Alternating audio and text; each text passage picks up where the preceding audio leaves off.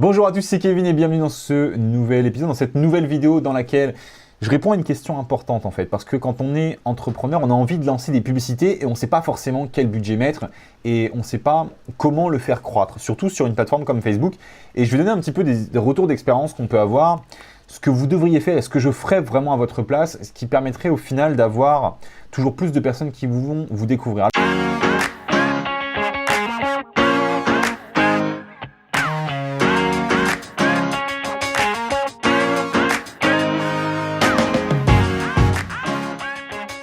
Déjà, si je peux être totalement clair avec vous, c'est que aujourd'hui, Facebook, aujourd'hui, Instagram, aujourd'hui même YouTube sont des plateformes sur lesquelles la publicité a un coût dérisoire. C'est-à-dire qu'aujourd'hui, il est possible d'avoir des personnes qui vont voir vos vidéos, qui vont voir vos articles, vos guides, tous vos contenus en fait, pour vraiment un coût dérisoire. Si jamais on compare ça avec des boîtes qui pouvaient communiquer à l'époque sur des magazines, sur des vidéos, sur la télévision, eh bien les coûts étaient drastiquement plus élevés. C'est-à-dire qu'avant, pour avoir une pleine page dans un magazine basique sur une thématique très précise comme, je ne sais pas, la pêche, parce qu'il y a ça qui me vient en tête forcément,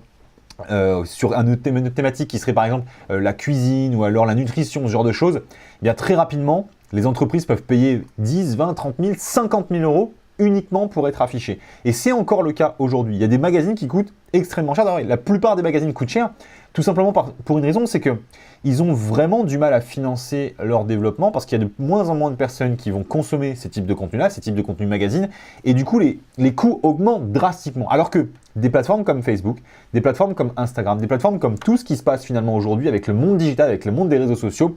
eh bien, les coûts sont très inférieurs. C'est des plateformes qui sont pour la plupart très récentes, dans le sens où il y a des plateformes qui ont 2, 3, 4 ans vraiment d'existence pure dans la publicité, comme Facebook, ça fait à peu près 5 ans que ça commence à vraiment exploser, voire même 2, 3 ans que ça commence à vraiment exploser. Et donc, aujourd'hui, les coûts sont très intéressants. On peut vraiment avoir des visiteurs, des personnes qui vont cliquer sur vos contenus, qui vont découvrir ce que vous avez à dire pour quelques centimes. Littéralement, nous, on a des guides aujourd'hui pour certains de nos clients qu'on peut offrir à des audiences qu'on recible en fait sur Internet, sur Facebook et sur également YouTube, qui vont nous coûter 50 centimes, 1 euro, 2 euros des fois. Donc un prospect extrêmement intéressé par une thématique pour 2 euros, ce n'est pas vraiment un coût qui est énorme en soi, c'est vraiment très peu. Donc vraiment au niveau de cette question, si je peux revenir dessus, donc comment fixer un peu le tarif, en tout cas le démarrage et vraiment les premiers budgets qu'on peut mettre.